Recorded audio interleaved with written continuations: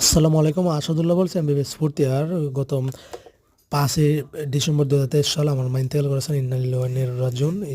Stomach adenocarcinoma cancer আক্রান্ত। আজকে 8 December 2024 মায়ের প্রথম মৃত্যুবার্ষিকী। তো আমাদের মাদ্রাসার হেফজখানার এতিমখানার ছাত্রদের আইন আসলে খতম পড়ানো হয়েছে 2টা। ছাত্রদের এখনো খাওয়া দাওয়া করানো হচ্ছে। এভাবে আমার মা আসলে যখন জীবিত ছিল সারাটা জীবন মাদ্রাসার সকল হুজুরদেরকে, ছাত্রদেরকে রমজান মাসে প্রায় 200-300 মানুষকে একলাই মা রান্না বান্না করে এভাবে খাওয়াতো। হ্যাঁ, আমাদের বাসায় না, এই ঘরে না। তো আসলে মা এত মজা করে রান্না করতো যেগুলি বলার ভাষা নাই। তখন হুজুর আসলে তাকিয়ে থাকতো কখন আবার রমজান মাস আসবে, কখন আমাদের বাসায় মা দাওয়াত দিবে হুজুরদেরকে, ছাত্রদেরকে।